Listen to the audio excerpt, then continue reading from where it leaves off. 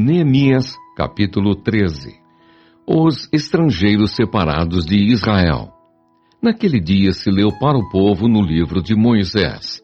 Achou-se escrito que os amonitas e os moabitas não entrassem jamais na congregação de Deus, porquanto não tinham saído ao encontro dos filhos de Israel com pão e água. Antes assalariaram contra eles Balaão para os amaldiçoar. Mas o nosso Deus converteu a maldição em bênção. Ouvindo eles o povo esta lei, apartaram de Israel todo o elemento misto. Tobias expulso do templo.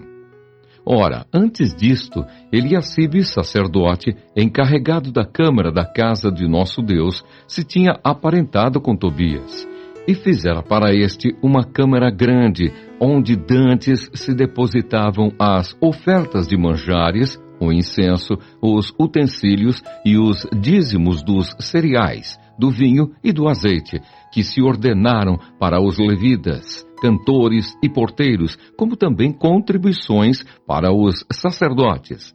Mas quando isso aconteceu, não estive em Jerusalém, porque no 32º ano de Artaxerxes, rei da Babilônia, eu fora ter com ele. Mas ao cabo de certo tempo pedi licença ao rei e voltei para Jerusalém. Então soube do mal que Eliacibe fizera para beneficiar a Tobias, fazendo-lhe uma câmara nos pátios da casa de Deus.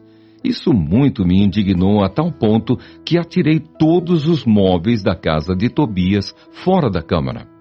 Então ordenei que se purificassem as câmaras e tornei a trazer para ali os utensílios da casa de Deus, com as ofertas de manjares e o incenso.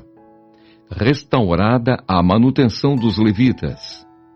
Também soube que os quinhões dos levitas não se lhes davam, de maneira que os levitas e os cantores que faziam o serviço tinham fugido cada um para o seu campo. Então contendi com os magistrados e disse: por que se desamparou a casa de Deus? Ajuntei os levitas e os cantores e os restituí a seus postos. Então todo Judá trouxe os dízimos dos cereais, do vinho e do azeite aos depósitos.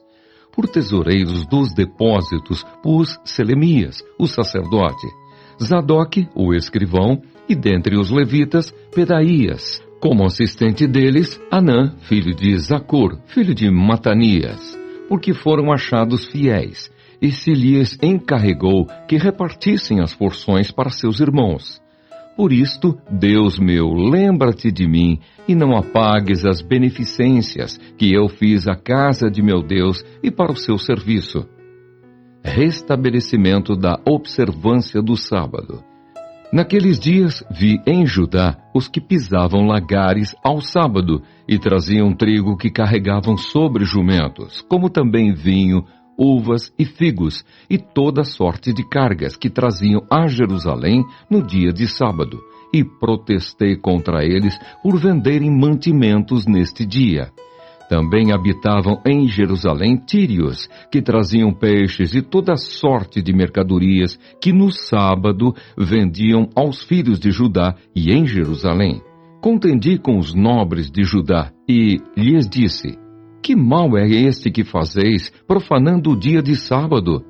Acaso não fizeram vossos pais assim, e não trouxe o nosso Deus todo este mal sobre nós e sobre esta cidade? E vós ainda trazeis ira maior sobre Israel, profanando o sábado, dando já sombra às portas de Jerusalém. Antes do sábado, ordenei que se fechassem, e determinei que não se abrissem, senão após o sábado. Às portas coloquei alguns dos meus moços, para que nenhuma carga entrasse no dia de sábado. Então os negociantes e os vendedores de toda sorte de mercadorias pernoitaram fora de Jerusalém, uma ou duas vezes. Protestei, pois, contra eles e lhes disse: por que passais a noite defronte do muro? Se outra vez o fizerdes, lançarei mão sobre vós. Daí em diante não tornaram a vir no sábado.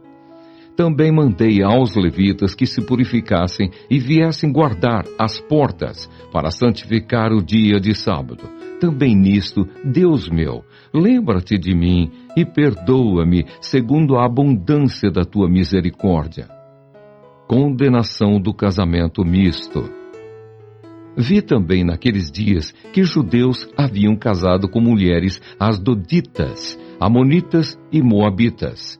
Seus filhos falavam meio asdodita e não sabiam falar judaico, mas a língua de seu respectivo povo.